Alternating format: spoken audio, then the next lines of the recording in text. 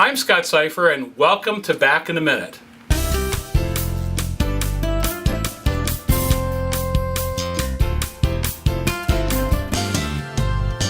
Dr. Cipher in Back in a Minute. You know, we just finished Easter, it's the octave, and it's spring is in the air. So with that in mind, I have a young lady here who I was recently introduced to by another mutual friend.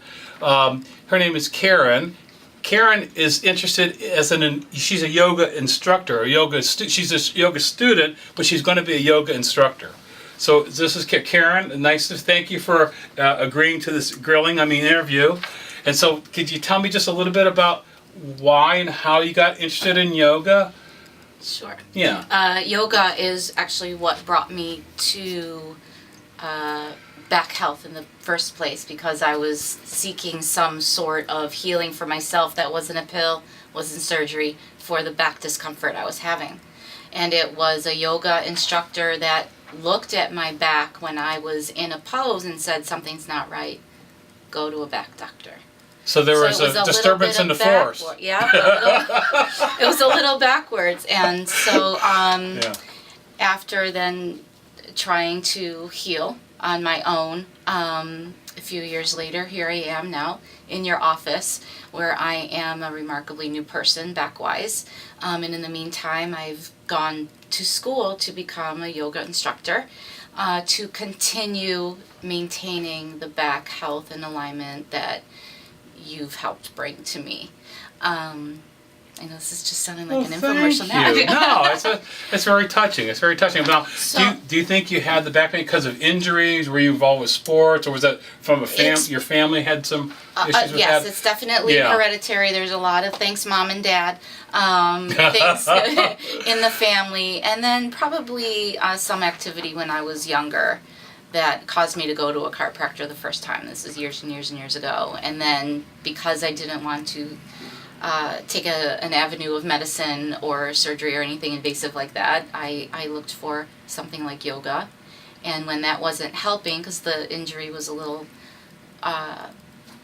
more serious than I had thought, here I am now in yoga school, so I can continue now maintaining spine health and life-changing path that I'm on now. Yoga, I think, can be one of the keys to maintaining a healthy lifestyle in and off the mat, in particular to the spine. Yeah, in particular, rehab is broken down into the various types where you're all doing floor exercises, types that you're on your 2 feet or.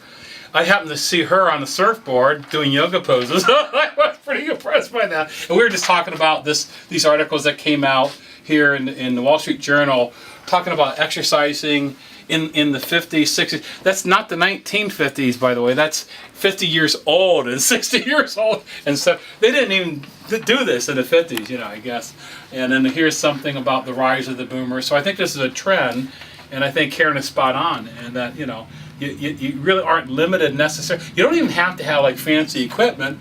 A lot of this is major medical research, which shows, and we've done this, Karen, remember the planks and then the lunges and different things like that. But so it can be a life-changing thing. So and I wrote this down as hobby, lifestyle, or living. A lot of people are like searching.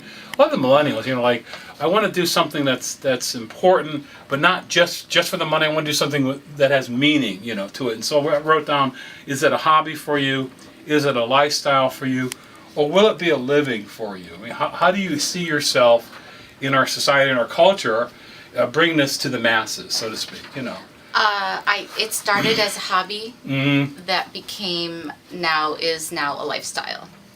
As far as making a living on it, that would be wonderful. So part-time job during the summer, helping people out, working with friends, taking this to school. But I want to bring this into my classroom in Fairfax County schools. So, yeah. Yeah, and a lot of this, the only people that are not smiling is this guy. This is corporate America, by the way. So I in particular thought it would be great to introduce this concept to corporate America, This is Dr. Scott for Back in a Minute.